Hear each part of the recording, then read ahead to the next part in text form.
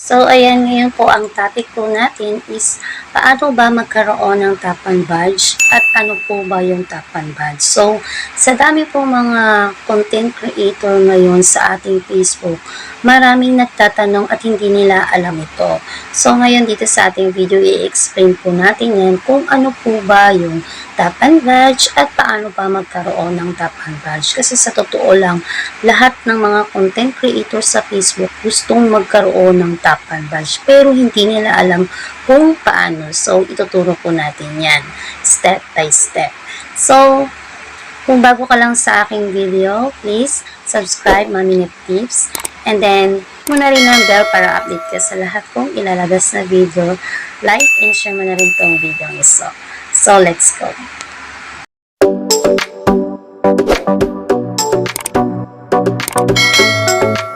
Ano po ba yung Tapan Badge? So, yun muna ang ating pag-uusapan. Ano po ba yung Tapan Badge? Ang Tapan Badge, ito yung binibigay ni Meta sa lahat ng mga content creator na naka-turn on na ang kanilang Tapan Badge. So, binibigay niya to sa lahat ng mga content creator na na-achieve yung ating mga requirements. So, ayan. Ang Tapan Badge, ito ay nakalagay sa ibabaw ng ating pangalan. Ayan. Ang Tapan Badge ay nakakaganda ito sa ating profile or page man ang inyong ginagamit para mabilis tayong ma-recognize ng ating mga content creator kung tayo ba ay active or nakikipag-engage sa kanila. And then, kung ikaw ay sa totoo lang sa dami ng mga content creator, isa to sa magiging priority ka ng mga content creator. Sa daming mga content creator, hindi tayo mapapansin. Pero kung ikaw ay may Tapan Badge at nakita ng content creator, isa ka sa ipa-priority nila. May iba, may ginagawa silang giveaway at baka isa ka sa maambunan nila ng giveaway. So, yung iba, pa-star. Sa akin na marami akong natatanggap na star, send star. Kung hindi sila cash, yung iba, send star. So, ganun kahalaga yung ating Tapan Badge. So, yun po yung ating mga Tapan Badge. Take note, si Meta ang nagbibigay nito sa ating mga content creator. So, paano ba magkaroon ng Tapan Badge? Ayan, yan ang ating pag-uusapan natin ngayon kasi ang dami-daming gustong magkaroon yan. Sa totoo lang ako, marami akong natanggap ngayong Tapan Badge ngayong month ng August to September. Ayan, na mga content creator at artista pa. Biro mo may artista pa. Ganun talaga si Meta. Hindi siya namimili artista ka man or hindi sikat ay kaya niyang ibigay sa'yo basta yung mga requirements niya ay iyong nagawa na. So, ayun nga. Ayan, isi-share ko lang sa inyo. Marami akong artista na Tapan Badge na, pero ito lang yung isi-share ko sa inyo kasi ito yung sikat ngayon at trending. Sikat siya ngayon kasi mayroon silang bagong palabas din. Bago mag-last ang kanilang palabas, sikat na siya. And then, may bagong palabas sila. Super naging sikat at trending at pinag-uusapan ng lahat ng mga kabataan at lahat basta lahat ng tao sa mundo. Sino ito? Si David Licauco at saka si Barbie Fortesa. Meron silang palabas, ang title ay Maging Sino Ka Man. Ayan. So, si David ang ating Tapan Badge yan. Yan, siya yung artista. Sa totoo lang, ang interest ko lang nun ay tignan dun sa kanya kung ano yung palabas nila. Yan, maraming nag-uusap, ang trending at inaabangan ng lahat. So, yun ang palabas nila, Maging Sino Ka Man, sa September 11. Malapit na, bukas na. Ayan, gabi yun, gabi mga 8 p.m. Yan, yung Maging Sino Ka Man. So, fans ako, yan. Dahil Tapan ko siya, so fans ko na rin siya. So, ayan. Share ko lang sa inyo. Ibig sabihin, si Facebook or si Meta, hindi maramot magbigay ng Tapan Badge. Basta nagagawa mo yung kanyang mga requirements. So, ready na kayo? So, ito na, ituturo ko na sa inyo. Number 1, para magkaroon ka ng Tapan badge, sino mang gusto mong mga content creator o artista man, number 1, kailangan i-turn on mo muna ang Tapan badge mo. So, sa mga hindi pa naka-turn on, meron po akong separate video niya sa aking YouTube.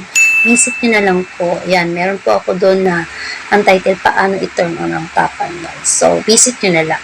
So, yun ang ating number 1, ay kailangan naka-turn on ang ating Tapan badge.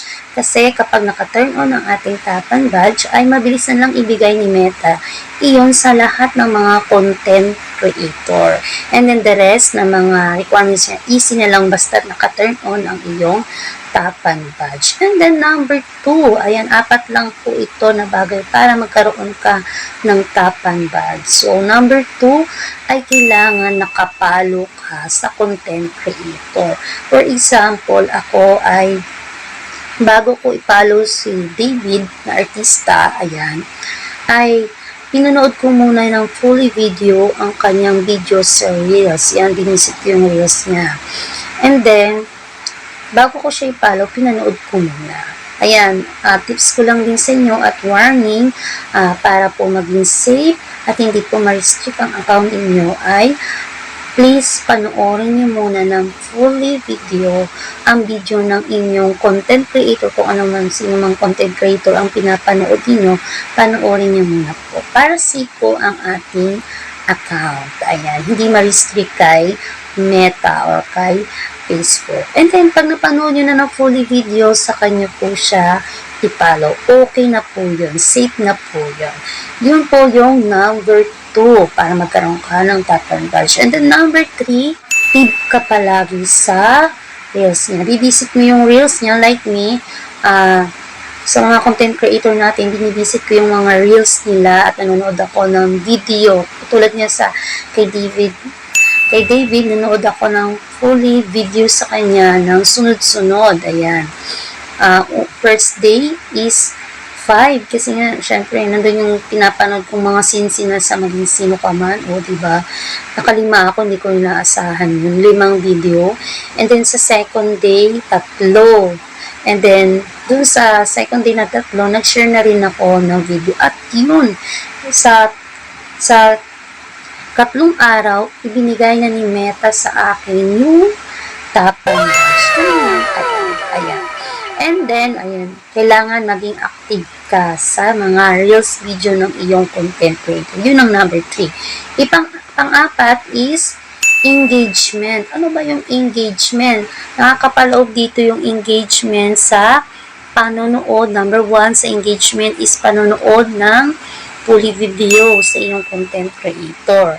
And then, kalawa is magre-react ka doon sa napanood mong video. Siyempre, based doon sa panood ng video. For example, nagulat ka, react mo kaya, naingat ka, pa-heart, o mga ganun, yung react.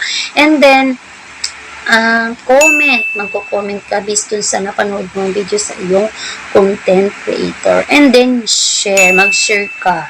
Kasi yun ang pinaka-the best talaga, yung 4 na yan. Fully video, react, comment, and share. Kaya ako nabigyan ka agad ay nag-share ako ng video ni David. Yan. Nanood ako. Kailangan kasi sa unang visit mo parang sa Reels nila, kailangan 3 hinihingi. And then sa second day, 3 pa rin. And then yun, share ka ng video on. Mabilis lang yun makuha mo. Wala pang 1 week, makukuha mo na kaagad yun. Basta manonood ka ng 3 video kung first time mo pa lang sa iyong content creator. For me, kunyari ako, content creator, nanood ka sa akin ng 3, sa pangalawang araw, 3 din, and then nag-share ka ng video. Mabilis na lang maibigay sa iyo ni Meta. Take note, si Meta ang magbibigay ng Tapan badge sa atin. So, yun lang. I hope nakatulong ako sa inyo para magkaroon na kayo ng Tapan badge. Ayan. Congrats sa inyo sa mga magkakaroon at meron na. Ayan. Para madagdagan. Baka isa na rin ako. Ayan. Visit nyo ako sa aking Reels. Ayan. Bye-bye and thank you for watching this video. God bless po sa lahat.